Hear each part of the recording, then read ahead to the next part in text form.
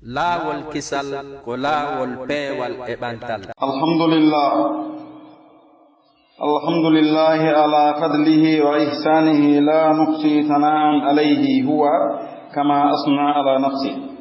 wa ashhadu an la ilaha illa Allah wahdahu la sharika la wa ashhadu anna Muhammadan abduhu wa rasuluhu sallallahu alayhi wa ala alihi wa ashabihi wa sallama tasliman kathira. Thumma amma ba'd. أيها الناس اتقوا الله تعالى واسألوه من فضله فإنه كريم وخافوا من عقابه فإن عقابه أليم. عباد الله، كما أن للمعاصي عقوبات فإن لها علاجا تعالج به ويتقى به سرها. ما أنزل الله داء إلا أنزل له شفاء، ومن أعظم ما تعالج به المعاصي التوبة والاستغفار. قال تعالى: وما كان الله معذبهم وهم يستغفرون. وقد أمر الله بالاستغفار والتوبة في آيات كثيرة من كتابه، ووعد بالمغفرة. قال تعالى: وإني لغفار لمن تاب وآمن وعمل صالحا ثم اهتدى. وفي الحديث القدسي أن الله تعالى يقول: يا عبادي إنكم تخطئون بالليل والنهار وأنا أغفر الذنوب جميعا فاستغفروني أغفر لكم. والاستغفار هو طلب المغفرة مع ترك الذنوب والندم على فعلها وعدم العودة إليها، وليس معناه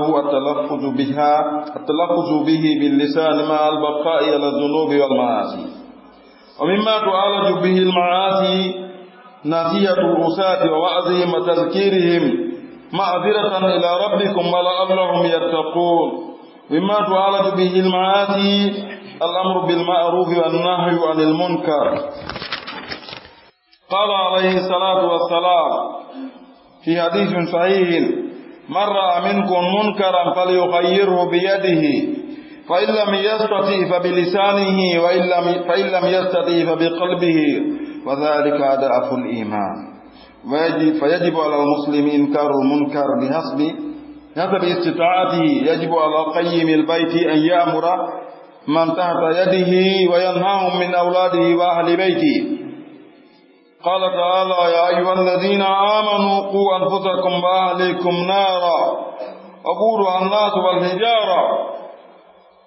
فوقاية النفس والأهل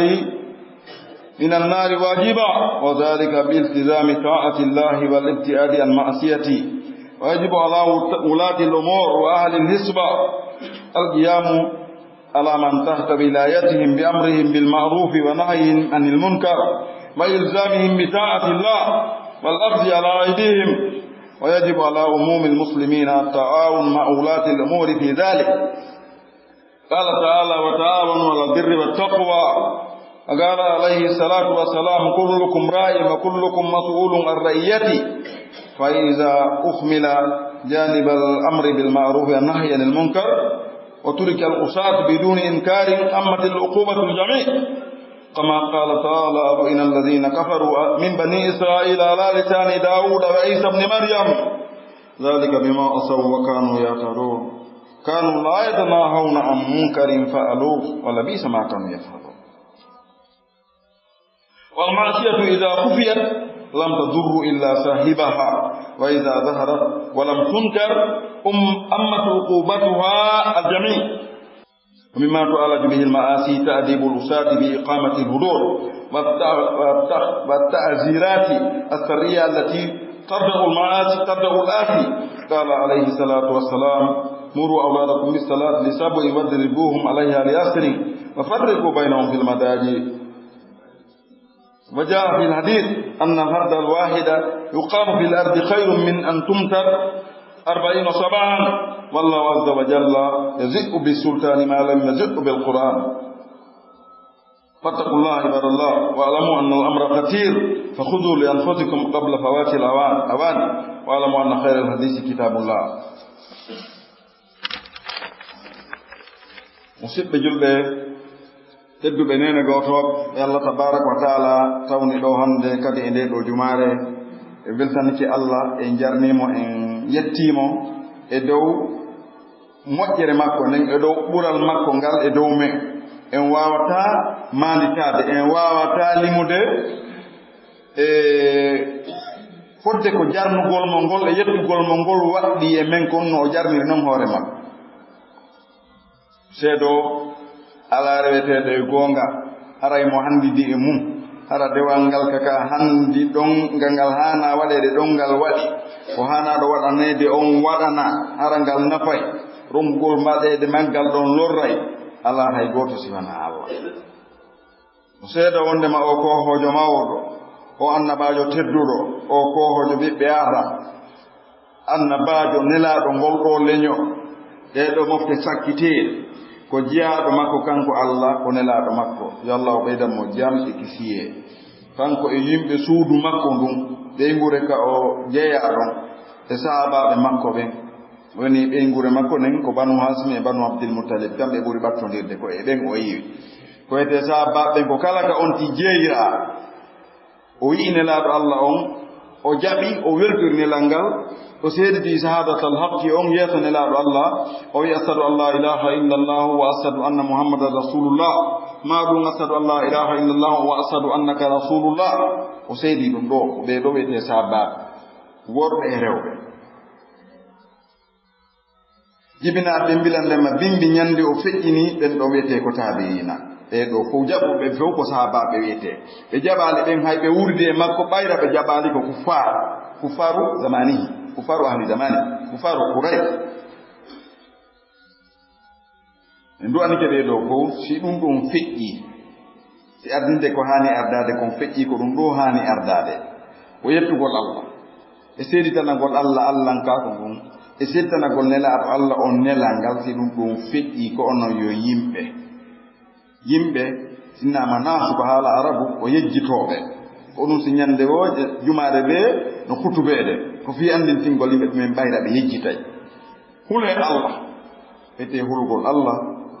ko etagol annda Allah haqiiqa no o haana anndireede noon eto annda ko o yamiri kon waɗa beru ko waawi kon eto annda ko o haɗi kon acca fuu hule Allah tore Allah moƴƴere makko nden on ko tedduɗo hoyte tedduɗo ko okkowo sitorama okkowo hay sitoraka ɗum no jaa e sifaji Allah ɗin ko o kari hule lette makko ɗen no muusi ɗe moli Allah si ɗum ɗum feƴƴi ko on no yo jeyaɓe Allah ande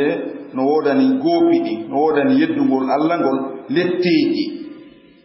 ko noon kadi won wodirani noon yettugol Allah ngol letteji no woda ɗum no mari ñawdigu no mari lekki ko ɗum ñawdire fiyata ɗen lette jippo lette ɗe rentore Allah o jippinaali nawnare ina o jippinaninde cellal no jaa e ko ɓuri mawnude e ko ɗiɗo gooɓi e tanaji majji on o albala'uji majji on ñawdirte tuubugol rutto ko Allah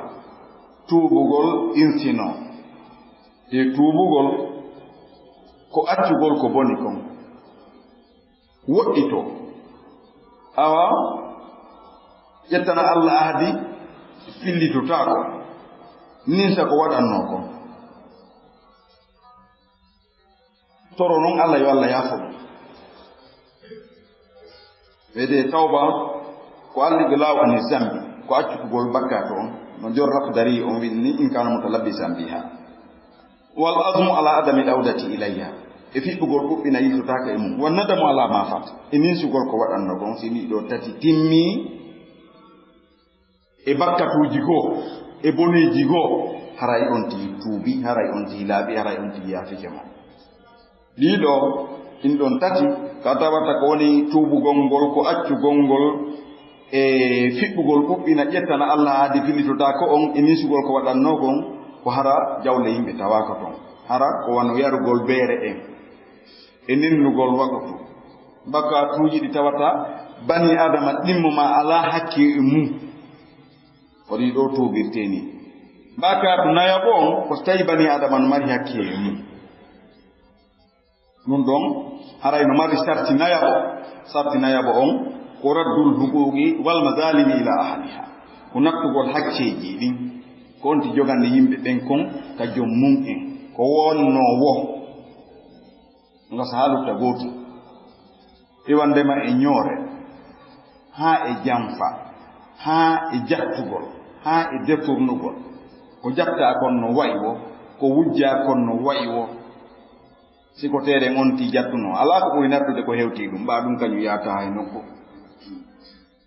min jattuno o tere mo yattuma nde ñande tawi lan jogii sabu e laamu ngu mi fooluma yaaɗen cour premier instance mi fooluma yaaɗen cour appel mi fooluma yaaɗen cour supérieur mi fooluma tawi nden ñande hari juuɗe an ɗen no hewti hoore kono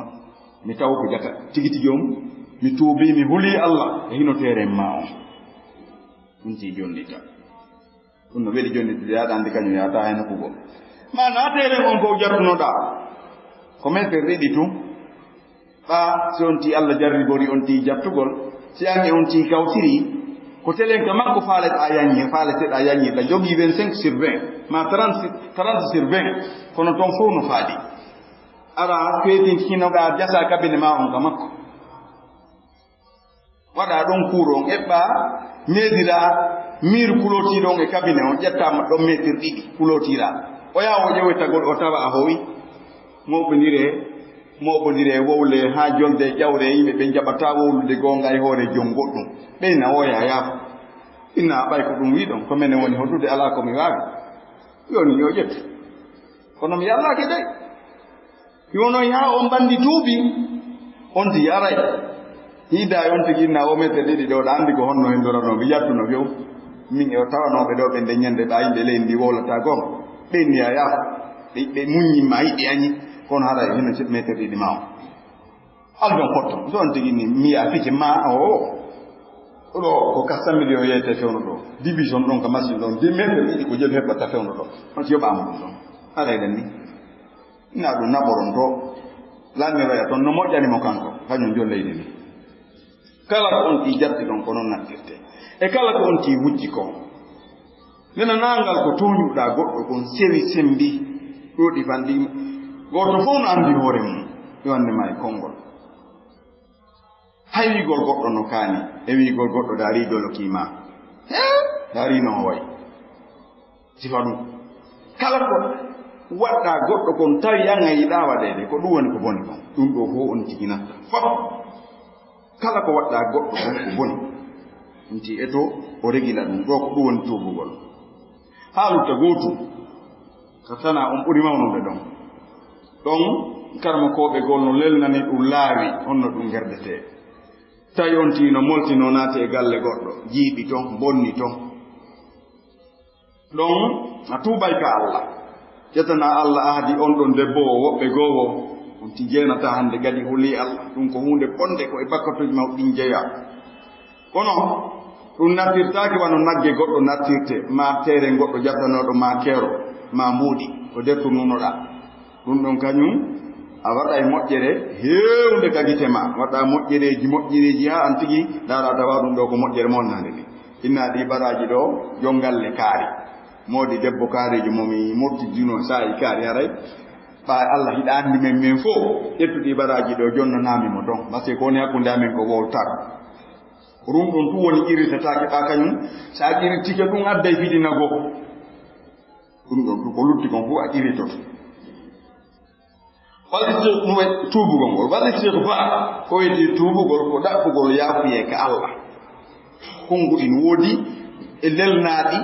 wallinaaɗi honno tuubirte on tigi inna astahfirullah astahfirullah astahfirullah sin on tino faala watta ɗon wa atubu ileyki ma ɗum allahumma inni astahfiruka wa atubu ileyk ma ɗum subhanallah wa bihamdihi astahfirullah wa atubu ileyk ma ɗum أنت سيد الاستغفار اللهم أنت ربي لا إله إلا أنت خلقتني وأنا عبدك وأنا على عهدك ووعدك ما استطعت أعوذ بك من شر ما صنعت أبوء لك بنعمتك علي وأبوء بذنبي فاغفر لي فإنه لا يغفر الذنوب إلا أنت وكن توبي إني باوند أنت يأتيك بنكم فو توبا ربك الله الله يمري توبي آية هيودين القرآن ka deftere makko o fodi wonde ma si tuubama no tuubirte noon tarteji ɗin timminama o yaafoto o daali kanko Allah subhanahu wa taala e nder suratu taha o wi wa inni no min Allah لغفار والله وادي صيغة مبالغة ما أبي غفور ووي لغفار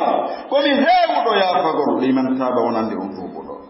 وآمن أقوم وعمل صالحا أقول لقول لمؤجة بلندما أتوبي ثم اهتدى هوتي وفيبي كدي هلا وناتوب موتاو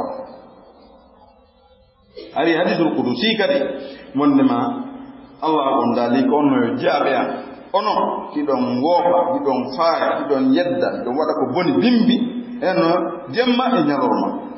min kadi do yaafo junubaji ni fo fastaghfiruni aghfir lakum dabire la yo mi yaafo on mi yaafo barino bal istighfar ko wete insinagol woni akugol yaafiye woni talabul maghfirah dakugol hafranede dakugol yaafanede kono ma atarki zunubi wonude atugol junubu on enin sogol e gollugol dum e waatugol yititagol le mum wonali dey maana mum ko wuurirgol de gangal astaghfirullah rawti yaccata rawti no duumi ko boni kon no jiya e ko bakkatuji ɗin ñawdirte laaɓangol reeduwonɓe yeddude Allah ɗen e waajagolɓe e sikkinirgolɓe andintingolɓe sabu ngandinagol ka Allah no gata kadi ɓe hula Allah no jeya e ko ɗum ñawdirte yamirgol ko moƴƴi haɗugol ko boni nelaaɗo on sallallahu alaihi wa sallam ɓe maaki on mo yi e mo munkaran ko anya kala e modon jibudo ko anya no wadede yo o waynir dum yo o hadir dum yo itti dum yadi jungo makko ngon si tawi jungo makko no yewti dum no yaadi ittirgol jungo mungon nana en fo wawi dum kono mo be men no wodi ka wawi dum o wawda dum kaka ndir be ngurema be nguma e bibbe ma be ka daruɗa ɗon ma ka luuɗa ɗon ka wonɗa ittu dépense ɗon ka wonɗa sodude maaro ɗon ka wawi ittude ɗon ko boni ittira jungo gon iwa ɗa wawi salade ittugol dépense ɗon iɗa wawi foccude iɗa wawi ɓey gure nde fawtiɗa rewɓe ɓe jompuɗa jibinan ma ɓiɓɓe ɓen ɗon rewɓe ɓen ɗum ɓiɓɓe hiɗa laamori ɓen ɗon no professeur alpha konde laamor noon lagini fo ɗon hiɗa wawi ittude kanko lanɗo leydi ndi mo wawi ittude fof mo laamimo be e men e ko on tigi mooɓi kon wulatul umur halfinaɓe fiyakuji ɗin chef de quartier chef secteur ha hewti maire commune ha hewti ministére ji ɗin ɓen ɗon no wawi ittude ko boni kon e fodde tagamo ɓe ɓer ko wawi kon ha hewti lanɗo leydi halfinaɗo fof maki on mo yi'e ko mum on e mon kala e mon yiwɗo ko boni kon yo itti ɗum jom makko so wawata no wodi ko wonti wawata si feƴƴi ka nder galle ma a wawata ittude sina a wawata ittude jungo ka tawata ɗon wala ka galle ma sabi lisani on tigi ittira e ɗengal ngal ɗum ɗon ko haɗugol ɗino wawi haɗide ɗengal ngal wako wonɗe yewtude ɗo ma e ɗi muhadaraji wona ɗi waɗeri nokkeli ɗi ɗi conférence ji l'islam ɗum ko ton ko boni kon iftirte ɗengal ngal sonti wawata hay ɗum tawi wonɓe wadde ɓen no jogii doole ɓurimo so wowli leññande o waltaka makko fa bi qalbihi ko ittirgol ko boni kon ɗengal mum ngal wa dalika adaf ittirgol ko boni kon añirgol ɓernde nden wonti ndaara tawa ɗum ɗo moƴƴa o weltora ɗum ɗo laɓaka hana onti ndaara tawa si wowli wonata jam o indi e allahu akbar en fawiki allah falaka ɗum ɗo kono en susata onti on bawndu kon fanka ala allah no reeni ɓernde ma nden no metti nela ɗo maki ko ɗum ɗon ɓuri lobde ndima ko boni kon si haa si yehi haa hewti tawi e ittirtako jungo ngon ittirtako ɗengal ngal e ko boni kon heɓi doole haa tawi ala ko wawanɗa ko boni kon sina hañugol hayla hoore haray on sanga ko ɗum ɓuri lowde ndima nelaɗo on sallllahu alayhi wa sallam e maaki kullukum goto fof e mon ra'i ko aynowo ko ayninaɗo wa kullum kala e mon kadi mas'ulun ko landeteɗo an ra'iyatihi e ko aynina ko goto fof e mon no aynina e nder galle jon galle ɗen no aynina ɓe nguro nden fof ittugol dépense e ñawdugol nawnuɗo ton e addugol dendanangal moƴƴireji adnayankoji ɗin ton e haɗugol boneji ɗin ton e yamirgol diina kan ton e haɗugol ko boni kon ton ko kanko fawti ɗum sonnaajo on no halfina aynugol galle ɗe e dankagol jongalle on e dankagol ɓiɓɓe makko ɓen e ɓiɓɓe siina makko ɓen hara ɓen no fota o yamira ko moƴƴi mbel ko sonnaajo waawi waɗude kon o haɗa ko boni mbel ko sonnaajo waawi haɗude kon ko waawata kon yeeto jongalle on o wullitora no haaniri o wowla mbele ko waɗi kon ɗum harana baddi na koso kosore na siina yagal na ili na moneya fof e dow laaɓaɓe sonnaajo ko ɗum fawa ko noon kadi gollowo no fawa kañum kadi yo hulo Allah hakkunde makko e patron makko hara o wujjaali o kan saali ko haalida ko yo gollu o golla ɗum jongalle on kan no yamira yo hulo Allah hakkunde maɓɓe yo jonnumo ko ɓe haldi ɗon hile on ko maayi goto fof e mon no halfina goto fof e mon ko lanteteɗo ko halfina ko e tawi weltindama telen maka yamirgol ko moƴƴi ege haɗugol ko boni kon yettoɓe Allah ɗen accirama ni ko alda e haɗugol lette ɗen huttitay hono jomiraɗo daali noon mo haalay noon fi annabi Dawuda e annabi Isa o wi huɗama woɗɗinama yurmede Allah nden ɓen heeferaɓe ɓe yeddunoɓe Allah immorde e ɓiɓe annabi Yaquba ɓen e ɗengal annabi Dawuda e ɗengal Isa mo Maryama fi on ɗum sabu ko ɓe yedduno kon Allah e on zaman wa kanu ɓe laati yataduna hiɓe jaggi ɓe diwta keeri ɗi no jaa e ko ɓe wanno e no ɓe wano nden ñande no o zaman men on ɗo ni way ɗi hande kanu ɓe laatino la yatanahawna an munkarin faalu ɓe wonno goɗɗo innata goɗɗo goɗɗum no boni ko boni ko wona waɗede leydi ɓendin ɗo kon ɗuɗugol mumgol e ko wona eno wona haɗirede noon haɗede on haɗugol ngol no fandi ha feƴƴi no wasi ala haɗede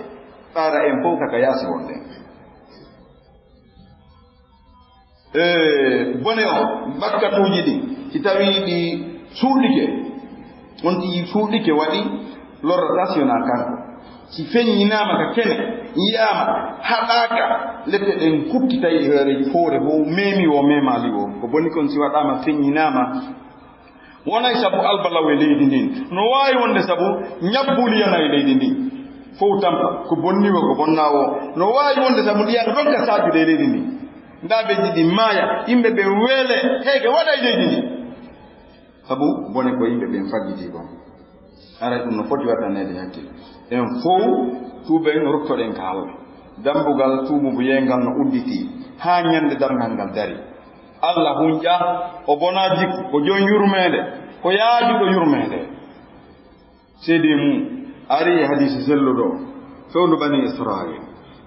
gorko gooto non seulement sadi a fewndo bani Israil a sadi a fewndo men nagotum kono hadisi on no joli e ko sayi hey nelaɗo on sallllahu alayhi wa sallam e maki fewndo bani Israil gorko goo o wari yimɓe capanɗe jeenayo e hoore toñe e waɗa wiya e hoore toñe o wi haaju am boni mi faala tuubude taw ko honno ade warrata ɓe innimo karmakojo no nokkel kaari on ko jon gandal sa hewti ɗon on wattete laawol heɓano tuubira ɓaasi ade majji tawi ko diina o majji ko karma ko ɓen yiidayta ko ɓen ƴawnay ma o yahi o yiide e karmakojo joomiraɗo gandal mo ala hikma o wawata noddude goɗɗo e diina o yahi o tawi on karmakojo o inni qataltu 99 nafsan zulma fa halli min tawbati o wi min eyi o yiide karmakojo maɓɓe ɗindinimo on kam mum o tawi on karmakojo o wi mi wari ɓiɓɓe adama capanɗe jeenayo hoorete ɓe fof hunde waɗala o wi fa halli min tawbatin taw sinna wodani mi jaɓede tuubi e ene simi tuubi Allah jaɓay tawi mo faala tuubude goni karmakojo on inni la an haaju ma boni a jaɓantake tuububi e fem ko waɗɗa kon no feƴƴi ɗigero Allah jaɓantama tuububi tawi mo jogii kaafa tawi lannaali tuubude mo ɗaɓɓitno noon laawol tuububi e on kono oya waɗi ha o taaƴi yurmede Allah nde o sotti kaafa kam o inni kammiluɓi kalmiya o wi ko ammi woni timmidide temedere ni ade mulata ko ha naata sirete eyi on ti yafatake kadi ko wonno o sotti kaafa makko kan o taƴƴitande karmakojo woni temedere ɗum tawi Allah no muyanimo moƴƴere ma nden ñande artika hakkille makko kadi o wi mi ɓeydama bordede kadi daɗi tana hari ko capanɗe jeenayo wonti temedere joni honno mi yatta ɓe innimo karmakojo no nokkel kaari sa yahi toon no gasa on hollete laawol o hokkiti toon o yahi ha toon o yidi on karamo kojo tay on don karamo kojo no jogi gandal no jogi hikma no faami karamo ko ben gandal no fota hikma on burda wade de barki e kongol ngol burda o tawa yon karamo kojo o wi mi wari bibbe adama temedere julman o wi mi wari yimbe temedere e hoore toñe be ko goto wada la fos hallini tawbatin o wi na o wi da mari jabanede tubu ye o wi ala ko heedata hakkune ma yurmede Allah ne awai tubude Allah jabay karmo ko jo holli mo lawol o wi kono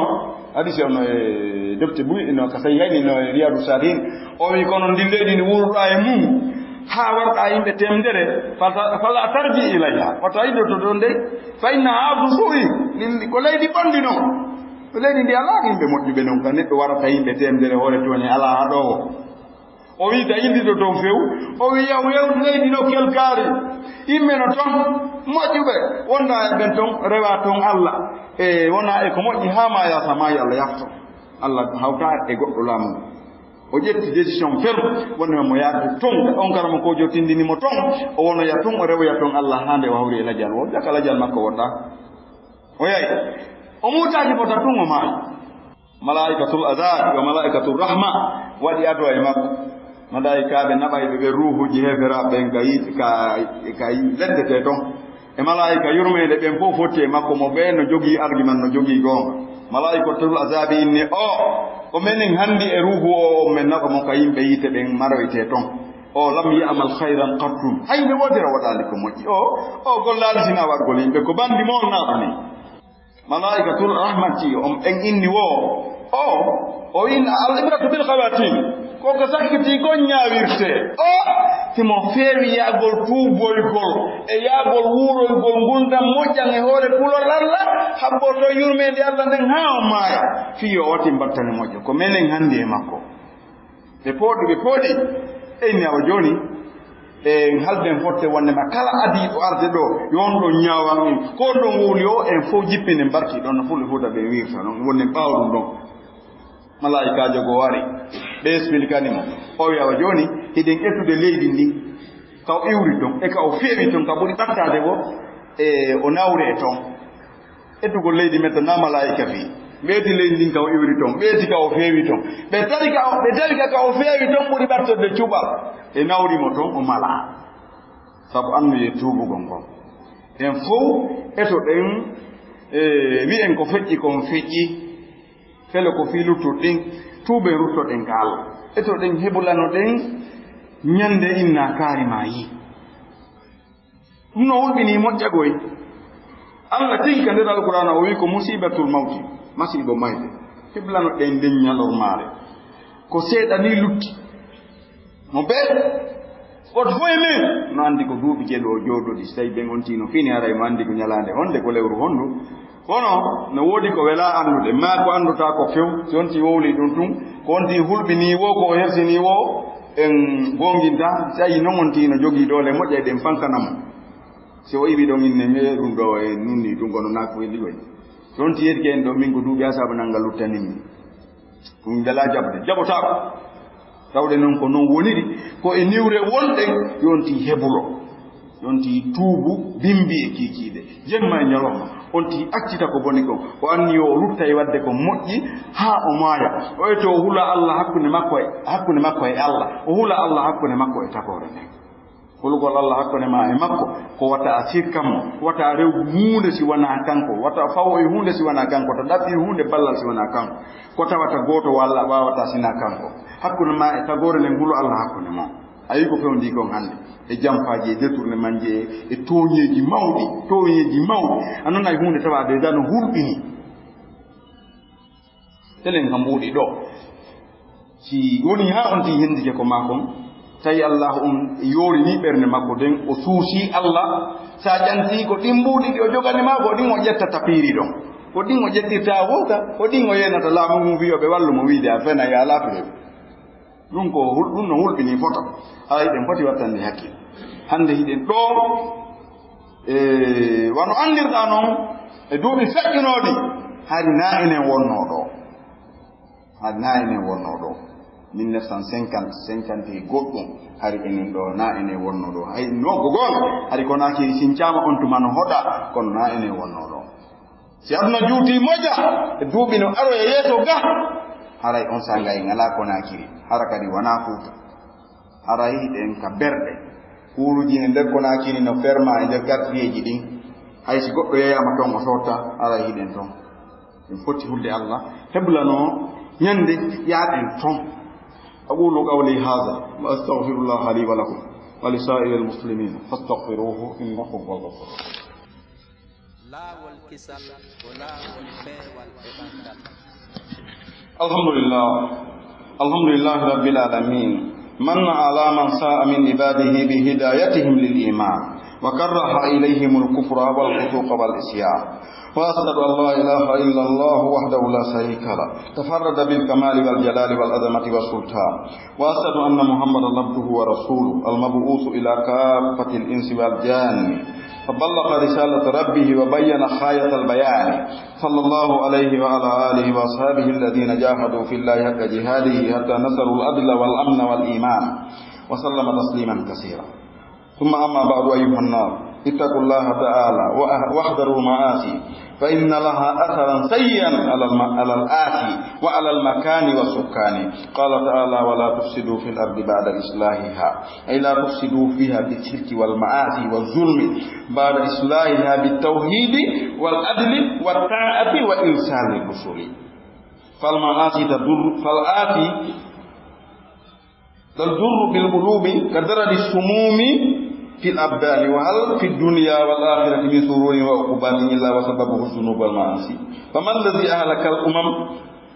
الماضية إلا الذنوب والمعاصي قال تعالى فكلنا أخذنا بذنبه فمنهم من أرسلنا عليه حاصبا فمنهم من أخذته صيحة فمنهم من خسفنا به الأرض فمنهم من أغرقنا وما كان الله ليظلمهم ولكن كانوا أنفسهم يظلمون سيك جلبة hettore wonani Allah lanɗo mawɗo lanɗo nde windere taguɗo adna e lahira taguɗo en tagi dennanangal ɗi piiji luttuɗi tagaɗi hay goto wallalimo o moƴƴi e dow o muuyi moƴƴa be mum e jiyam makko ɓen o moƴƴori maɓɓe fewnugol ɓe faade e liman yalla moƴƴo e men o añini ɓe keferaɗo e fasikaɗo e yeddugol Allah o seedo ala reweteɗo siwana Allah alama o hawtidi o ala kafidiɗo o wajjiɗiri o telɗiri timmugol e mangu kadi e laamu ɗo seeda wondema o kohojo mawo o annabijo Muhammadu sallllahu alayhi wa sallam ko jiyaɗo makko ko nelaɗo makko nelaɗo faade e dendanangal yimɓe ɓen fof e jinnaji ɗin fof bilandema ñande o nela ɓi ñande o nela ɓi ñande jibrilu ari tawimo ka fammere jangguinimo iqra ɓaawo ɗum o aroy o jangguinimo ya ayyuhal mudassir ma ya ayyuhal muzammil bilande man den ñande ɓe wurnoɓe ɓen den ñande e jibinaɓe ɓen ɓaawo nden ñande ha dargal ngal ha hande ka wonɗen ɗo ha dargal ngal dari jaɓuɗowo sali ɗowo ko o nelaɓe maɓɓe woni o nelaka e mum ko e maayunoɓe ɓen aɗo nden ñande maayunoɓe ɓen weetayo nele nde tawaka ɓen nelede makko ɓen ɗon na o nelaɗo e mum kono ɓe o nelaɓen fof tawi no wuuri siyama perdiri noon ɓeɓe nela nollal ngal yetti e mum e jibinaɓe ɓe mbawa ɗum ha hande no yara duuɓi wulure temen nayi pawdi ko o nelaɗo e maɓɓe ha hande ha dañal ngal daro no ari noon e aya goo qul ya ayyuhannasu inni rasulullahi ilaykum jami'an ko Allah ewni nelaɗo Allah on ni innu ko ono yo yimɓe min komi nelaɗo Allah e mon jami'an on fof alama o nelaka e mum hay goto ala daginanaɗo newnanaɗo yaltugol e ley nelal ngal kala mo jaɓali nelaɗo Allah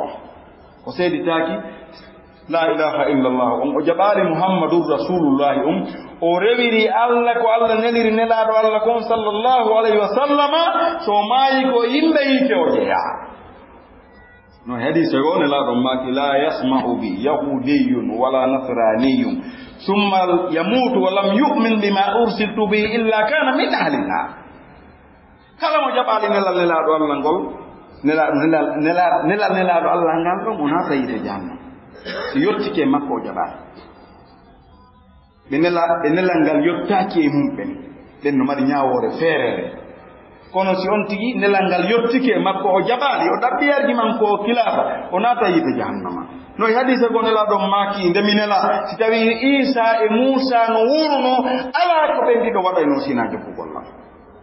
ko nelaɗo e fof ɗi ñande o nela ha hande ha ñande darngal ngal dari ala lawol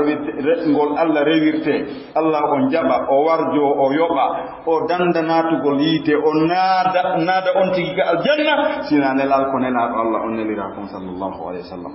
ɗum ko hunde fotande wattanede hakkil en fof etoɗen faamen ko nelaɗo Allah on nelira kon Allah subhanahu wa taala no haalayno fi bandiji mawɗi ɗin o wi wa fir'auna wa fir'auna wa hamana wa qaruna bandiji mawɗi ɗi annabi Musa wurdi ɗin o janti fi ɓen ha gasi o wi goto fo e ɓeɗo mo mbe men nangirno ɗum junubu mum on no e maɓɓe ɗe men wurtuno e mum koccuje no e maɓɓe ɗe men yoluno no e maɓɓe ɓe haacango nangi ɗum wa min ɗum man kasafna bihi l arda no e maɓɓe ɓe min mutino ɗum ka leydi ɗum ko qaruna wa min ɗum man agragna no e maɓɓe ɓe min yoluno ɗum ko firawna ɓeɗo fof ɓe jantaɓe ɗowo ɓe jantaka ɗen ɗowo ɓeɗo fof o ma kana Allahu liyazinahum Allah wonano ley o toñuɓe so letti ɓe walakin kono kanu kamɓe tiɓi gonno ko laati anfusahum yazlimuna heɓe toña hunkiji maɓɓe ɗi qissaji annabaɓe fof min ndeɗi kaari e kaari en o yettini hano ɗum lanirno ɗum ɗum fof ko waaju fi enen kadi watta en fennu annabajo nelaɗo e men on sabu ko Allah on lettira en no lettirno ɓen noon hiɗen foti wajitade ɗum fof etoɗen jaɓen nelaɗo Allah ngal ka finde e ka golle no jaɓiɗen noon ka hunduko sikke ala en fof en jaɓi wolugol ngol wigol la ilaha illallah muhammadur rasulullah en fof en jaɓi ɗum lutti e jaɓɓitgol ngol finde nden fiɓgol finde nden e gollirgol golle ɗum fof jaɓen wondema hunde nayo rewe siwana Allah wonayo Allah rewi hay hunde sina ko o neliri nelaɗo Allah on ko sallllahu alayhi wa sallam nelaɗo on maki noon sallllahu alayhi wa sallam man amila amala laysa alayhi amruna fa huwa raddun on mo golli golle wo golle o yaali on amilal amala o addi amalan o mun e nakira o kala on golluɗo golle wo golle laysa alayhi amruna hara yamirore amen ala e majje yani min nelaɗo on hara na min yamiri ɗe na min yottini ɗe fa huwa raddun ko o jondedere ɗum wa fi hadisin akhar nanduɗo e oɗo kadi man ahdatha fi amrina hadha ma laysa minhu fa huwa raddun kala on sincuɗo kala on fuɗɗuɗo e ka dina amen ɗo ko alano e makka ɗum koko o jonniteteɗo ɗum ɗo no mofti no moɓodiri kala ko sinca ɓawo nelaɗo Allah o si ñande Allah dalani mo kandira alquran e fuɗɗode suratu al-maida o wi al-yawma akmaltu lakum dinakum wa atmamtu alaykum ni'mati wa raditu lakum al-islam dinan bi on aya jippi kala tincuɗo goɗɗum watti ka nder diina ko ala no nder ton o jaɓantake kanko nodduɗo e mum on wo nootiɓe ɓen wo bal ko wodani ɓe ñande dalngal ene ko hombo fawma ƴettude ko yamiraka rewira Allah yoɓatake hay hunde ka Allah ko ɗuuɗi wa ko ɗuuɗi de foti wattande hakkille ɗum yo Allah hawri ɗum e sawaba torki Allah subhanahu wa taala ko kala ko tawi kon hawride e sawaba e golle meɗɗen yo Allah on jaɓɓu o yoɓa o wardu ko luutondiri e mum ɗum kon yo Allah on yaafo en ko lutti ɗo kon yo Allah on fewnu en e mum an waɗirgol golle ɗen kadi waɗirgol golle ɗen fi Allah e laɓɓinangol Allah e jokkugol nenaɗo Allah on al ikhlas wal mutabaa yo Allah on arsiku en ɗum yo Allah on arsiku en gondal laaɓuɗam e battane moƴƴo yo Allah waɗu barki e nena nangal yangiji men ɗin ɗin fof yo Allah waɗu barki e diina men kam yo Allah waɗ ken laɓɓinde e ñentingo yo Allah waɗu barki e ɓeygureji men ɗin ɓiɓɓe men ɓen e rewɓe men ɓen e ɓeyguli men e kala ko wonɗen yanganade kon kala ko wonɗen memminanade kon yo Allah waɗu barki e mum yo Allah on dandu en koto e konnaɓe ha silaɓe ko boni kon e ndiɗo leydi en torki Allah subhanahu wa taala yo Allah on moƴƴintin ko bonani ko yo Allah on dandu bonde nde jawle mum boni yo Allah on lonti ko boni moƴƴude ɓe boniraka ɓen yo Allah on gisin ko woodi kon ɓe ala ɓen few yo Allah okko ɗum ko fuɗɗitora ko waɗa baɗi ربنا آتنا في الدنيا حسنة وفي الآخرة حسنة وقنا عذاب النار اللهم آت نفوسنا تقواها وزكيها أنت خير من زكاها أنت وليها ومولاها اللهم أصلح لنا ديننا الذي هو عصمة أمرنا وأصلح لنا دنيانا التي فيها معاشنا وأصلح لنا آخرتنا التي إليها معادنا واجعل الحياة لنا زيادة من كل خير واجعل الموت لنا راحة من كل شر بفضلك وجودك وكرمك يا أكرم الأكرمين بأسمائك الحسنى وصفاتك العليا. اللهم لا تجعل الدنيا أكبر همنا ولا مبلغ علمنا ولا إلى النار مسيرنا واجعل الجنة هي دارنا مع الذين أنعمت عليهم من النبيين والصديقين والشهداء والصالحين وحسن أولئك رفيقا. وآخر دعوانا أن الحمد لله رب العالمين. أقم الصلاة إن الصلاة كانت على المؤمنين كتابا موقوتا. لا والكسل كلا والبي والإبانتال